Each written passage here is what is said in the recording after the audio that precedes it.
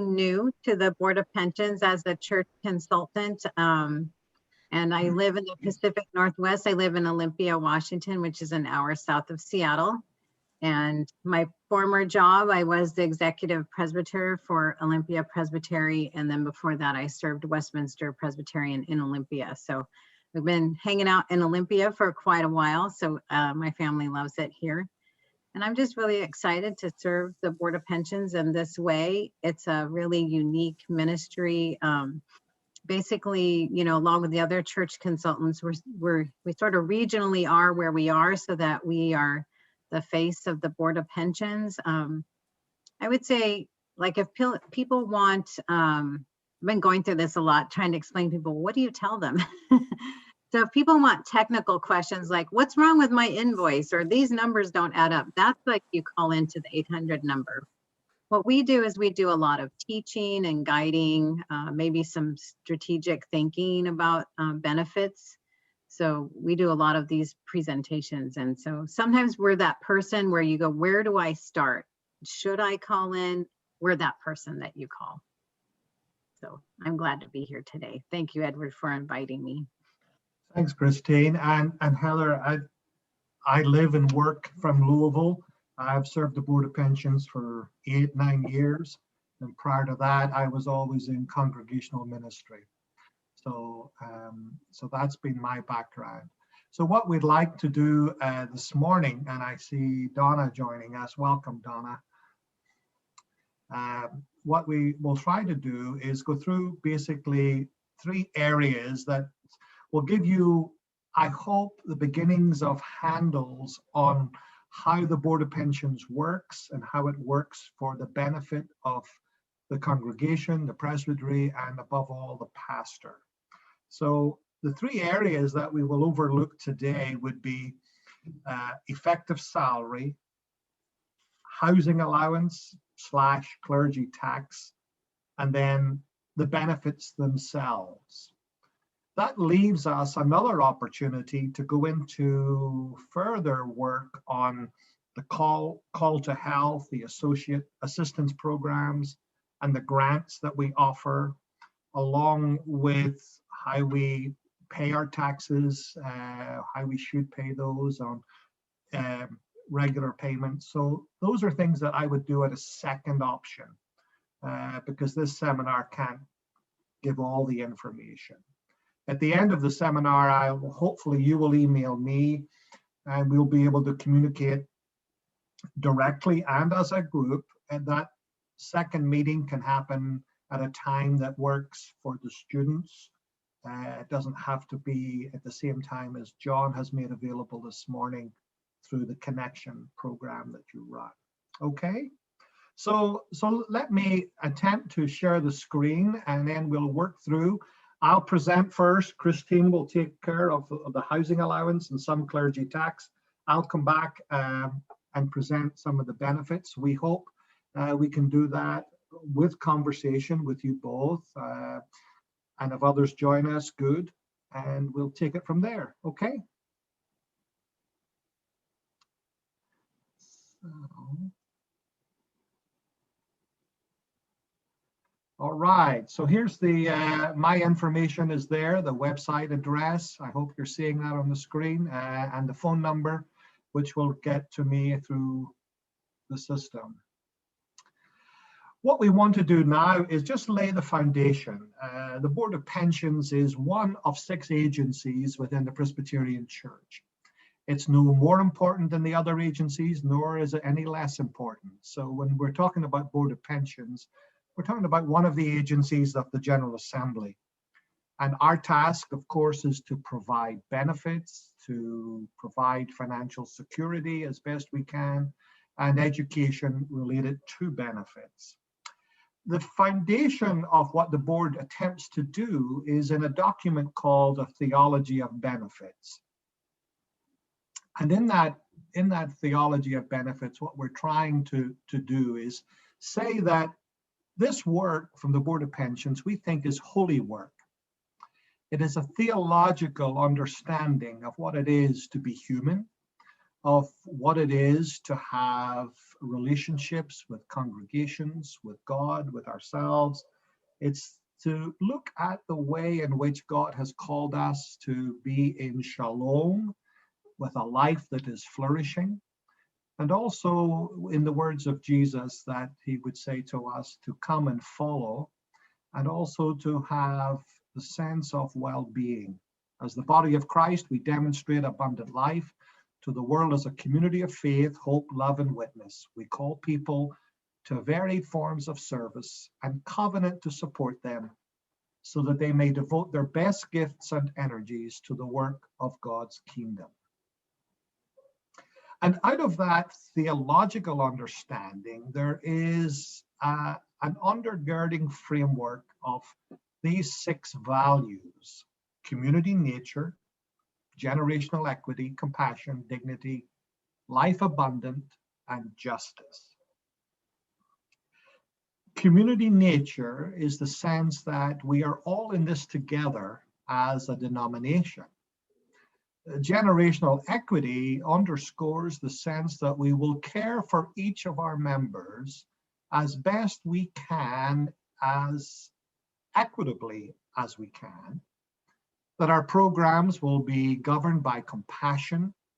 They will provide the means by which an individual who's serving the church can have a certain degree of dignity, both in work and in retirement.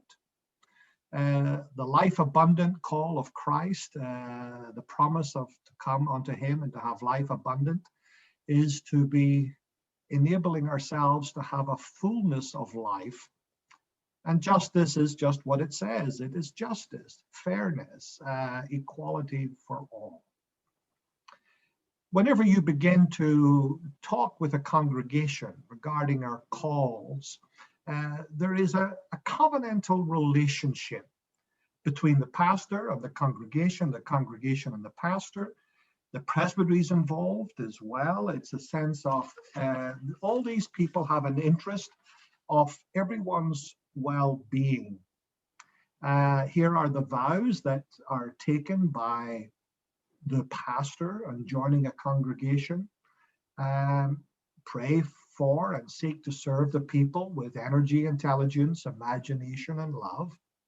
To be a faithful minister, proclaiming good news, showing the love and justice of Jesus Christ. Now, as pastors make that promise, of course, a congregation makes a promise, and that is to pay her or him fairly and provide for the welfare of the pastor, to stand by the pastor in trouble, and to share in joys along the way. So this is a relationship, and the Board of Pensions is there to equip and help in that situation. But one of the terms that you're going to become familiar with is this term called effective salary. So we're going to explore these terms of call that will present themselves to you. And at the end of this seminar, I will send John an email with also 2 links that will take you to the Board of Pensions website for 2 documents. One is called Living by the Gospel. The second is Understanding Effective Salary. So they will be sent to you. So you're going to have to become familiar with a whole new lingo, and it starts with effective salary. Here is the terms of call slide, which shows you what will become familiar when you're in negotiation with a congregation or when you first go there as the new pastor. That you may be free to devote full time to the ministry of Word and Sacrament among us, we promise and obligate ourselves to pay you in regular monthly payments the following effective salary and following vouchered expenses. This is the congregation's part in that system. What we're going to look at quickly is the effective salary piece.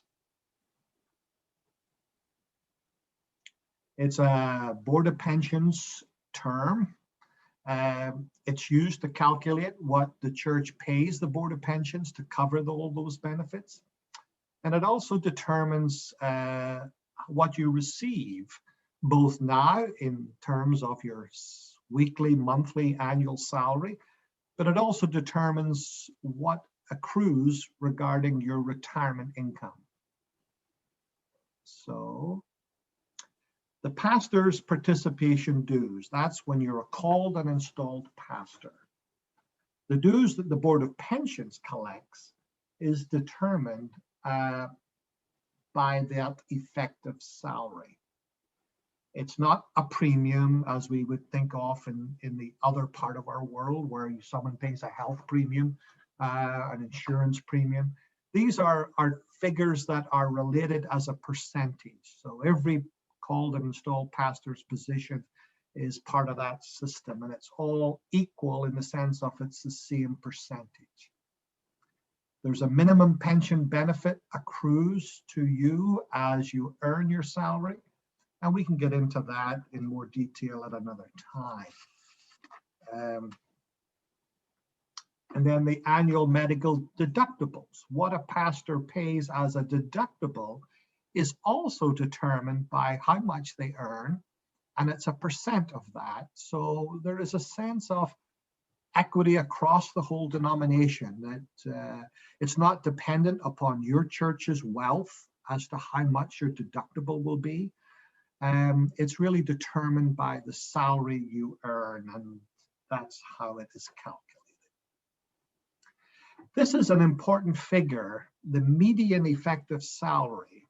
Now, median, as we know, is right in the middle. 50% of salaries are below it, and about 50% of salaries are above it. So the median salary for this current year has been determined as 61,200. Seems pretty high.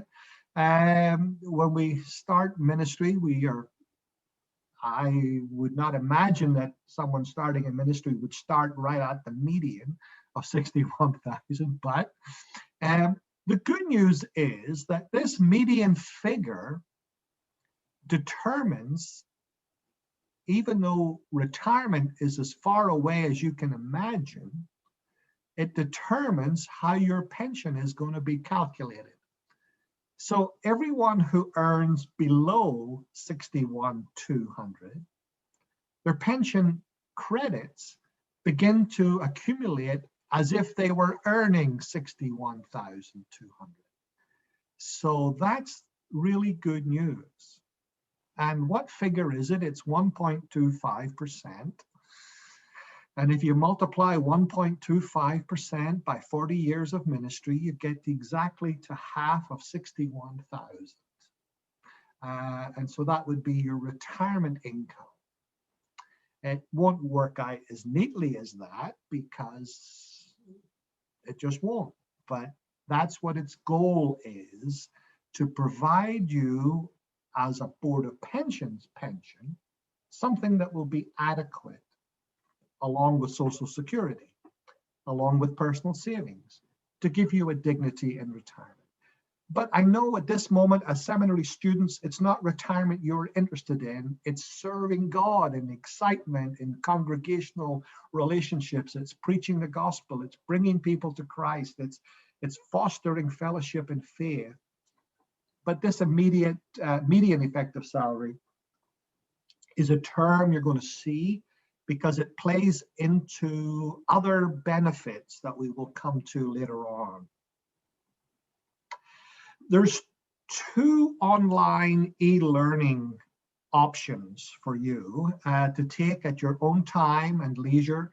One is called Personal Financial Planning Series, and the other is called Terms of Call Series. So these are about 5 sessions, maybe 6. And to get to them, you would go to Board of Pensions, to the website. You would request permission to get into it because you're not actually a member at this moment in time. And that is where you would be able to find it. So if you take a moment to read this slide on the screen, and noting the email address as education@pensions.org, that's to whom you would send an email saying, I, as a seminary student, would like access to have a look at the e-learning modules, terms of call or financial planning, and that will be sent to you so you have access to the system. Okay, any questions?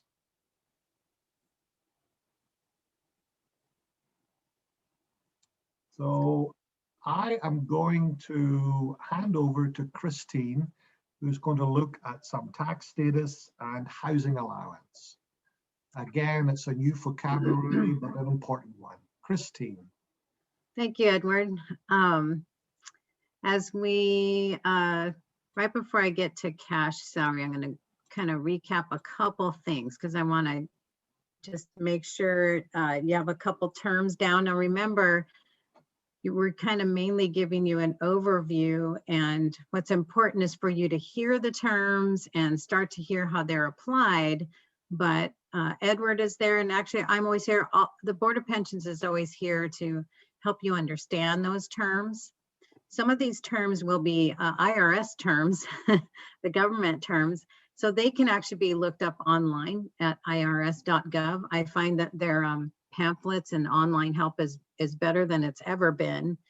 And there's a lot of clergy tax. You do have to be careful where you get your information, but you'll recognize the name Richard Hammer. I think he's a well-known tax expert on clergy taxes. So Richard Hammer is his name. So that's always a good recommendation. But I wanted to kind of summarize, because I think it helps with numbers, some of the things that Edward was bringing up. The two most common parts of effective salary that Edward was pointing out are your housing and your cash allowance. I'll get to that in just a moment, more about that. So I just want to give you a kind of a summary. Let's say Pastor Jen, her effective salary is a total of $50,000. She might designate some of that as cash, like 30,000 of that is cash and 20 of that for housing. And I'll explain more about why she would want to do that in a moment. And as far as the dues on that, our current rate for pastors' participation, it's kind of broken into three parts. It's medical, or actually four now: pension, medical, death and disability, and temporary disability. The summary of all of those comes to 37% of the salary, and that is paid by the church. So just to remember that your employer, the church, would be paying those dues to the Board of Pensions, not you. So that's an important piece of that. So if Pastor Jen was making an effective salary of $50,000 to give her full benefits under pastor's participation, her church would have to remit $18,500 to the Board of Pensions. So that kind of gives you an idea of how much a church pays for a pastor. That's an important piece. So I'm going to be covering a few things. First, I'll cover about clergy tax status, and then housing allowance, and then reimbursable expenses.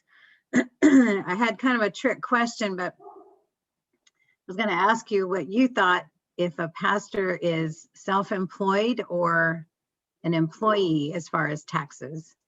But it is kind of a trick question because it's actually both. Pastors hold what we call dual tax status. And that's because for over 40 years, clergy working in churches have been considered employees. That means that their income is reported on a W-2. Sometimes you'll hear talk out there about, oh, can a pastor be an independent contractor and 1099 employee? You'll hear that talked about now and then. The word on the street, the word on the street is that to truly be an independent contractor, you need to be able to control all of your hours. I'm sorry, my throat's a little, I guess because it's 7 a.m. over here. For an independent contractor, you have to be able to control all of your hours. And since your church employer usually dictates when you're going to have worship, when you're going to have Bible study and certain meetings, that sort of takes away that important criteria about being an independent contractor. So common practice is that regarding especially income taxes, pastors are considered employees, and therefore get a W-2. But here's where pastors, it's a little bit different, where their dual tax status comes in. Regarding Social Security tax, is a common term, pastors are considered self-employed. If you've had, recall maybe a pay stub that you've received from a past employer, you maybe saw something called FICA on your pay stub and go, why am I paying into that? That stands for the Federal Insurance Contributions Act. And the tax from that goes to pay for two things. It's a Social Security tax and it is a Medicare tax.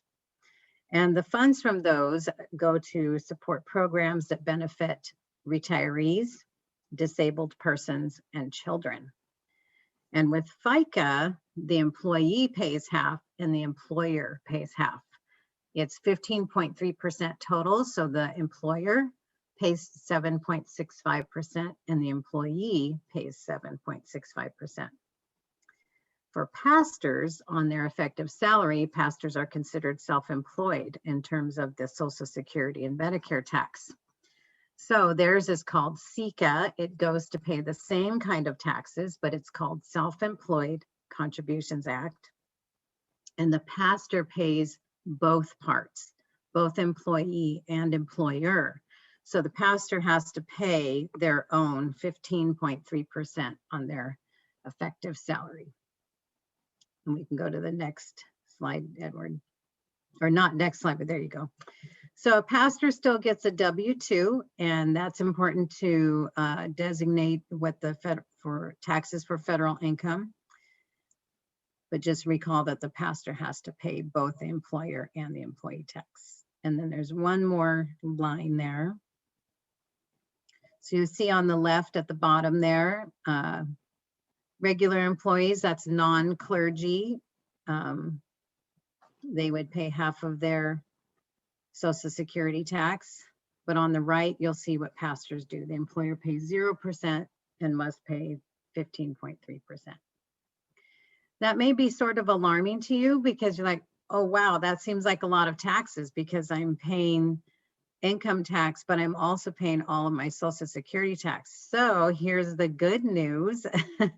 We'll go to the next slide. It's called housing allowance. Housing allowance is an amazing benefit for pastors. And here's what housing allowance is. A portion of a minister's salary can be designated by session as housing allowance for expenses related to providing or maintaining a primary residence. Housing allowance is not subject to federal income tax, but it is subject to SECA. Okay, so you're going to, of your effective salary, you're going to pay income tax, federal income tax on your cash portion. And then on the whole effective salary, you will pay the SECA, the Self-Employed Contributions Act. You'll pay 15.3%. But so you see that you get a little bit of a tax break with the housing allowance. So here are some key housing allowance rules. Can we go back a slide, Edward? Yep. Great, thank you so much. It applies only to primary residents. If you are fortunate to have two residences, like you own or rent a home, and that's where you reside most days, but then maybe you have a vacation home, the housing allowance only covers your primary residence. The amount must be officially designated in advance. What we mean by that is before the calendar year, your session can meet with you. Sometimes the church will have a personnel committee and they'll meet with you and talk about, hey, these are going to be your earnings or your effective salary for next year. Let's say it's 60,000. And they meet with you and ask you, how would you like that designated? Do you want 40,000 cash, 20,000 for housing? And they designate that for you ahead of the calendar year, and then that way they can write you a letter that you can keep in your file that says this was set for the calendar year, because it will matter. If you're ever audited, the IRS would want to see that. The housing allowance cannot exceed reasonable compensation or be set more than 100% of the salary. And then if we'll go to the next slide, it must be one of the least of these three. And this is kind of the IRS guidelines, how to determine housing allowance. So you look at these three factors, and whatever is the least, the amount employer designated in advance of payment, or the amount that is actually spent to provide primary residence, or the fair rental value, that is including that it would be furnished and including appurtenances and actual utilities cost. I remember when I was a seminarian going, is that a Greek word, appurtenances? I don't know what those are. Those are things like sheds or pools or fences or barns, kinds of related to the house, but maybe, you know, they're on the property, but not part of the actual dwelling, but they're still part of the property. One way some people figure out fair rental value is to meet with a realtor to get a sense of, every year my husband and I do, for example, a little research into what would it cost if we rented out our house, furnished with utilities covered. At times we've done it differently. One year we met with our realtor and asked his advice, and he gave us a good example with some, you know, some of his research to help us know that number. Some people go on websites like Zillow or Trulia and get a sense of what their home is worth. And then they go also online to furniture rental companies. That, you know, if you've ever been to one of those, they're kind of interesting. You put in your square footage, all your rooms, what it would cost to furnish each room, and it kind of gives you a sense of the fair rental value of your home. So the housing allowance, just to clarify, it can be applied whether you rent or own the home. If you take a call where you're offered to live in a manse is the employer provides housing for you. You can still have a housing allowance if you cover like your own utilities or other things that you cover for your home. You may not get as big of a housing allowance because they're paying for the actual property, but you can still ask for some funds to be set, or not set aside, but designated towards your housing allowance. And we can move on to the next slide there. So here's a little summary chart. This illustrates what taxes paid on what income. So you'll see the two lines there, the cash and the housing, both important parts of your effective salary. You'll see that the state tax varies, and that's because every state is a little bit different. For example, some states do not tax the fair rental value of a manse if you're provided that housing, but do tax any cash housing allowance.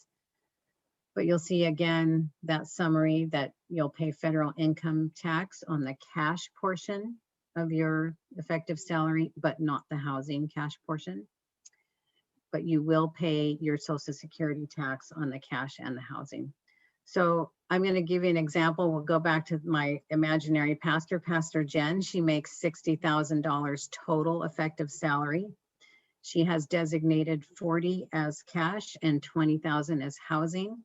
She will pay federal income tax on the 40, but not on the 20. But then she'll pay the Social Security tax, the 15.3% on the total. Because of that tax, I'll just say this little word and then I invite you to look it up. And again, you can always talk more with Edward, but pastors usually pay therefore their taxes quarterly. So that's a discipline that you'll want to get used to. There's different ways to get yourself set up to make that quarterly payment. I won't go into that today, but would love to talk about that another time. And I think the next slide is a time for questions. Do you have questions about any of these? Sort of high level. I don't know if you've heard these terms before. You can research them all, and but it would be I just really recommend that you get used to especially these terms, because you want to make sure that you're remitting to the government what is due to the government. and preparing yourself for some of the unique financial settings of what it means to be a pastor. Any questions?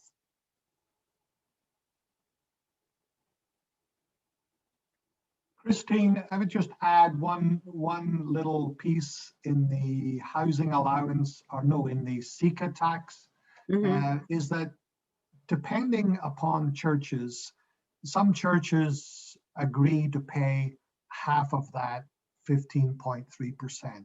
Sometimes a presbytery, which also has to okay the terms of call, sometimes a presbytery requires part of those terms of call that a congregation offer to pay 7 point something percent. And so again, it's a bit of good news that it seems high, 15.3%, but in reality, as long as the congregation don't pay more than 50, it doesn't affect your income. That's another way of negotiating that figure.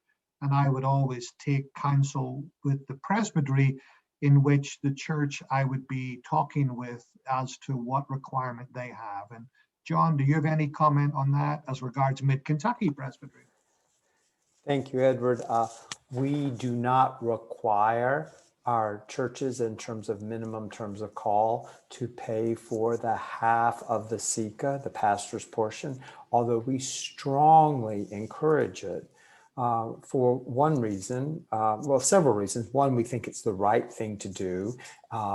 And two, and check me if I'm correct here, Christine or Edward, if the church covers the pastor's portion or half of the SECA, that amount is not counted as part of effective salary for Board of Pensions dues determination. So it's a way for the church to compensate their pastor without the church having additional cost factors associated with that compensation. Correct. Yeah, So and we're gonna, in the next slide, you'll see the SECA offset or supplement is listed under a different, there you go. Yeah, so if there's no other questions in the summary about taxes, I'll move on to the, Heather had one. Question. So as someone who's going to be looking for their first call next year, and I'm looking at, what's the effective salary, do you have any words of wisdom on how to really figure out what you should set as your housing allowance for a first call? Because I find that very confusing. Like, what's a smart way of figuring that out when you're going to your first call? I'll comment, and then Edward can chime in as necessary in case I leave anything out. So when you're going to take, let's say you're going to, interview at almost any state, if you're open to moving anywhere, one of the things when you're going to take a call is to research the place that you're going to live, because part of you being called, God cares about your whole person. And even I use this all the time in terms of examples. So for example, you may, honestly, you have to think about, can I really live in that region? Environmentally, maybe there's things that grow that you're highly allergic to. This is not a far-flung thing. I've known someone that had to move because they just could not live in a particular region. It was just not healthy for them. That's an extreme example.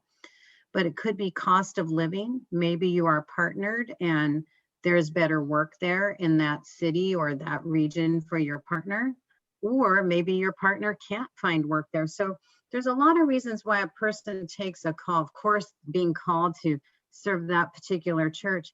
But when you're, let's say you have a potential call in North Carolina, you're going to want to look up housing there. What's it cost to rent? What does it cost to buy?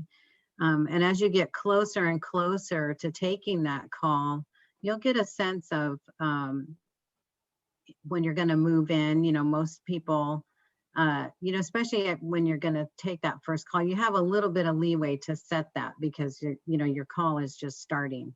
So you would have time, I would think, to research exactly whether you're going to buy or rent and how much that would be. It's very common that it's, you might go a little short on that. But Edward, advise me on this. I think you can do a course correction before the end of the. No, it has Oh, to be no, you set. can't. You Yeah, it can't. You has to have be set. before. Yeah.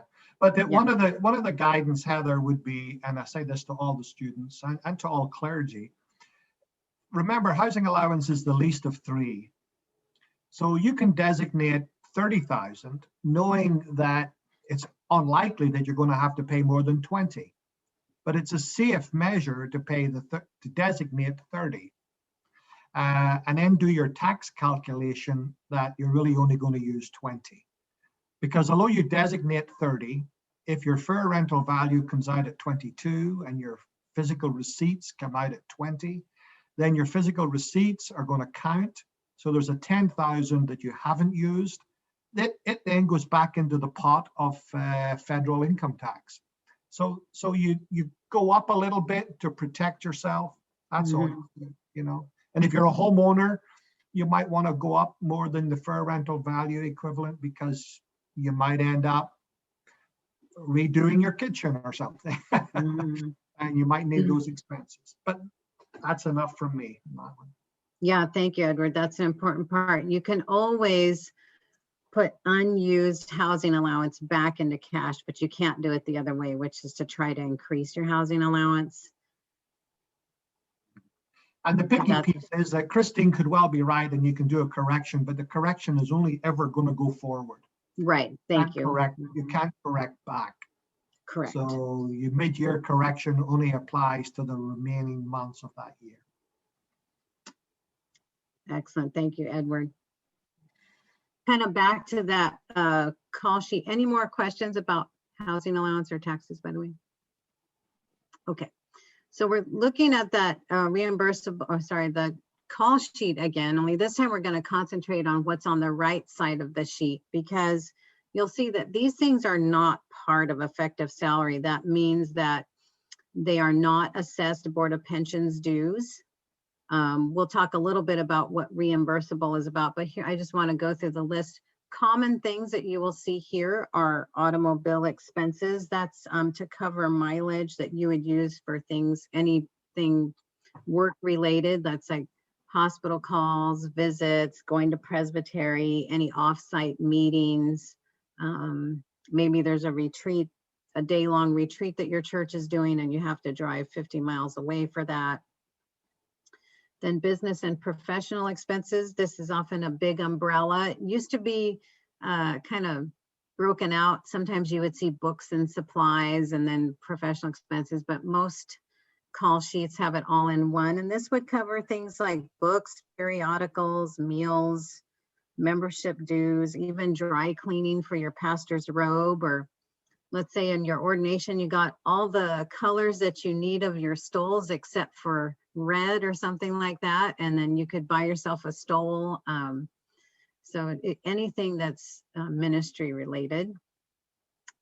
Then you'll see there listed what John and Edward were lifting up, the SECA supplement. Sometimes you'll see another word there called offset, but it's the same thing. That's where the church offers to pay 1/2 of your Social Security tax, and it's listed here because they can pay up to 1/2 and not pay Board of Pensions dues on that, so it's not part of effective salary.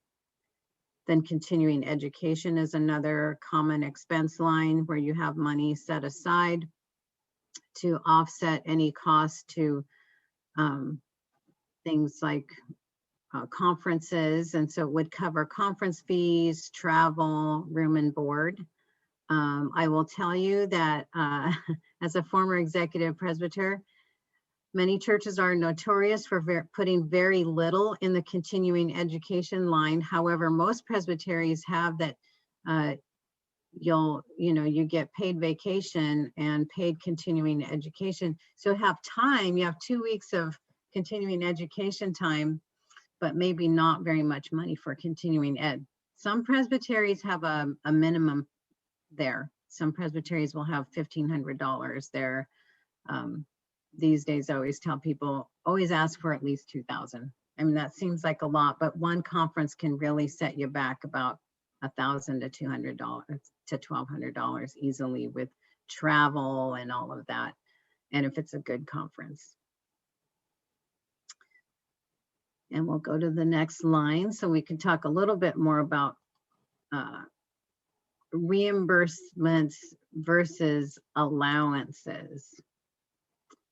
So your expenses you want to categorize as reimbursements and not allowances. An allowance, let me give you an example. Let's say you are given $1,000 allowance for mileage. By that term allowance, that means the church is just going to pay you a lump sum of $1,000 cash, say, okay, use that for automobile, versus a reimbursement style, which is where you turn in a sheet that says, here are the days I drove and here are the locations I went from home to the hospital on one day and back, you know, where you have an accounted system.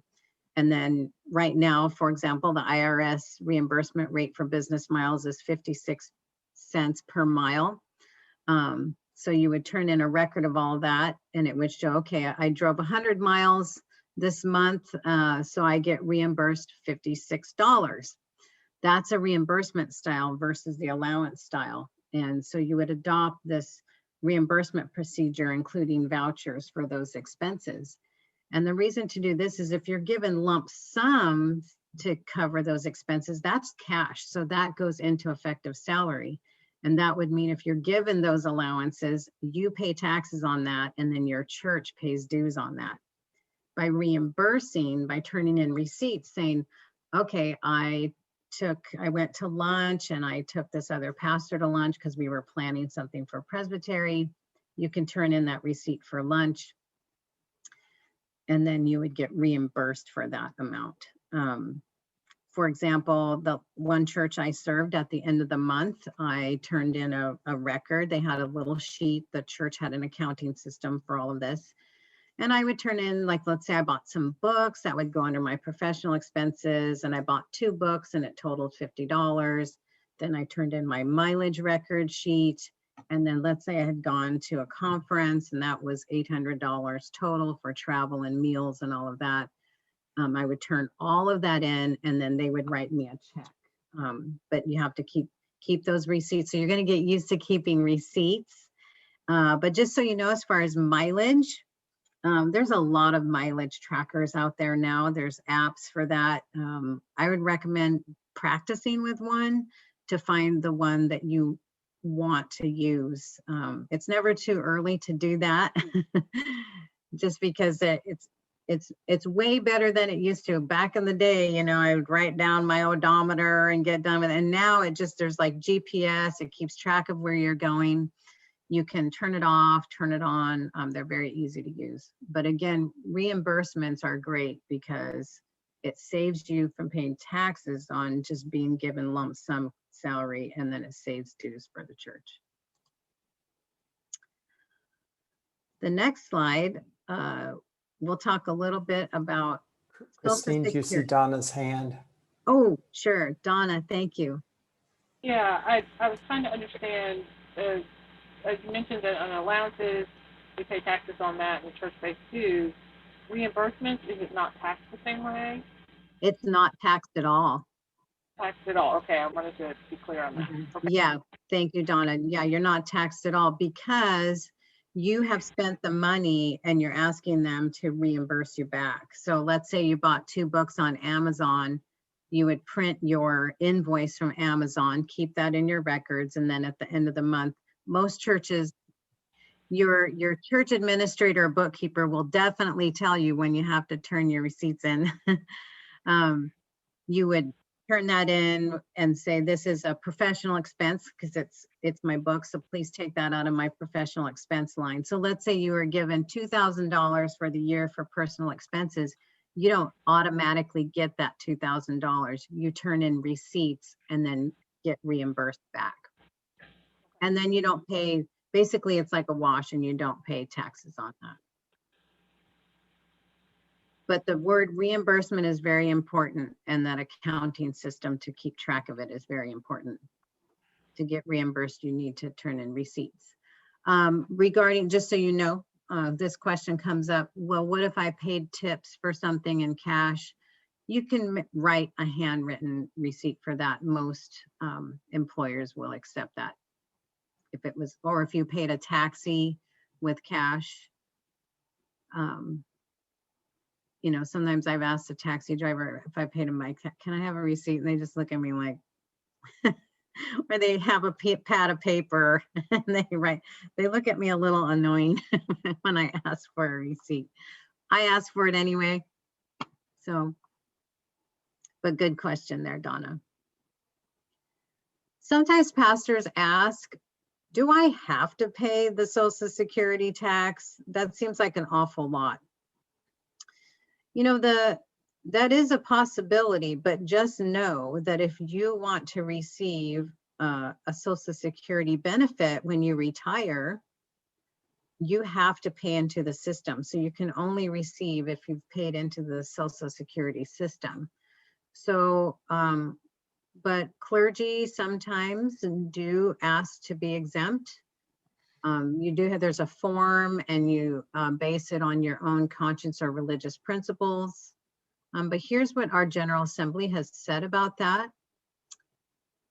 Thus, Presbyterian clergy must rely solely on personal grounds of conscience when applying for exemption from participation in Social Security. There is no possible claim for support from denominational standards, since confessional teaching and General Assembly policy urge such participation explicitly or implicitly. That means that basically the denomination is not they have not telling you to do it, that is to go exempt, and that really they would rather have you stay in Social Security, and that if you decide to be exempt, it is of your own volition and it does not have denominational support. So you can't say on there, well, my denomination wants me to be exempt. That's not, that would be very untrue. So we have to remember, I know you're maybe not thinking about retirement right now, but it would be a great time to start thinking about it. Sorry about my phone there. Excuse me for just a second. The stool legs of retirement include often Social Security, your pension if you are a clergy person, and then personal savings. And so those three things kind of hold up what you will have available to you in retirement. So Social Security is a strong part of that. But there are different reasons that people do decide to be exempt, and it is their choice in the end. Any questions about what we covered? Or Edward or John, if you have anything to add. No, good job. Thank you. Excellent, John? Christine. I'll just add, I put in the chat the reference to Hammer's churchlawandtax.com, the website. It really is a good resource and it's reliable. The other one I put in is just an example of one of those tracker apps. It happens to be the one that I use, but their names are now legion, and they're great because, as Christine said, used to, you had to keep a little pad and write down your odometer and do the subtraction and then turn that in. This will bring PDF or Excel spreadsheets that you can send directly. You can track not only your mileage, but your receipts and other things. Other clergy that I know typically take a picture of their receipts so they don't even have to keep them, and then they send them directly to their treasurers. So technology has made the reimbursable accounts a whole lot easier to use than they used to be. Thanks, John. Okay, I'm going to we are almost out of time, and I want to do 1 or 2 slides, and then we will set the needle for meeting another time to go over all the benefits. So I'm going to go through not these slides. We will return to those at another time.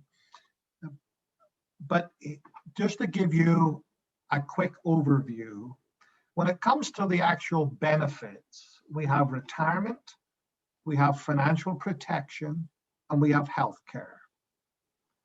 So when it comes to retirement, those accrual units is your defined benefit pension plan.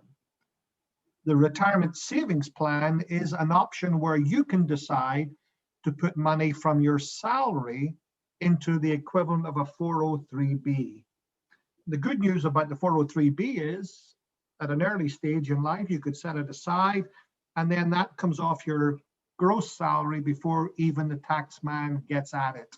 So it's a tax-free way of saving. And if you're paying 15% Social Security tax, well, if you're paying federal tax on that salary, you're going to benefit from that by putting it across. The financial programs are death and disability plan that would protect your family if death happens to you while you are employed as a servant of the church. We have long-term disability, which kicks in at 90 days.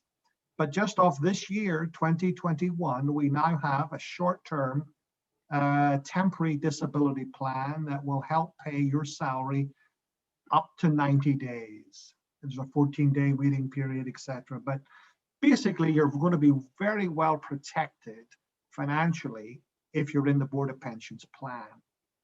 And then on the health plan, you would have, as a called and installed pastor, it's the PPO plan. And then there are some optional benefits such as dental and vision. Now, I would like another opportunity to unpack some of these and explain them to you as to how they work, and more importantly, how you can make them work for your benefit. The church pays for these benefits. We want you to use them for your own well-being, your health, your financial security, and so that if these things are taken care of, you can then concentrate on being the pastor and concentrate on the care and nurture of your congregation. So in that sense, I'm going to stop sharing the screen and see you there, and would ask for any final questions. You may have other things. John may have a 10 o'clock, 11 o'clock. Christine yet has probably got to get breakfast from Olympia, but I'm happy to chat a little longer. There's no problem on that, but we don't want to detain you from the hour that you thought you were giving us. So any other questions? I don't have a question, but I would like to thank you for your time. Even though there were just the two of us really needed this. I know I did. And I'll probably have some questions later after I process what you've given me. Is there a place, are we able to contact you if we need to ask questions? Yes. And I think, John, if you're able to put in the chat, I don't have that quick ability. My email address is eThompson@pensions.org. That's plural, pensions.org. That's the best way to get hold of me. We can have phone conversations, that's not a problem. But if you email me with any specific question or to set up a one-on-one time, I'm certainly available to take the time that you would want to unpack. What I'm going to suggest, Heather, you are, I think, the ringleader of the students, is that right? Yes, I am. The circus master. I would like, I will email with you and suggest that if you can create a time in consultation with me that might give your students and yourselves an opportunity to unpack the health benefit piece, we can do that. But that's not to prevent you or Donna or any one of the students contacting me one-on-one. Okay? Okay, great. Thank you. This was such great information. I really appreciate both of you being here and helping us navigate all the complexity of taxes and housing allowance and effective salaries. So I really do appreciate you all being here. Absolutely. And you're welcome to go, you can access our general website, pensions.org, and you'll see some, if you scroll way down at the bottom, it says, what do we offer? It's always good to just read that to see what the Board of Pensions offers, because in addition to the main benefits, one benefit I want to call your attention to as a person who's going to be seeking a first-time call is something called Minister Educational Debt assistant. And there's particular criteria to meet that, but that would help you in terms of, this is what we mean by call neutrality. You know, you can take a call maybe in a small town in the Midwest somewhere that it doesn't pay as much as that call in Chicago. However, if you're at a certain income and total house income and your salary is at a certain level, you are eligible to receive seminary debt assistance. You know, like I said, there's criteria and you have to participate in certain programs, like some financial education programs to do that and all of that. But go ahead and look that up on our website. It's Minister Educational Debt Assistance. That's just one of the many supportive programs that we offer. But I will always think of people in those first calls, you know, who often come with seminary debt and they're thinking, oh, I need to take that job that pays that lot more money. That's not always the case. As Edward said, you would accrue your pension on the church-wide median and then potentially be eligible for other financial supportive programs for you.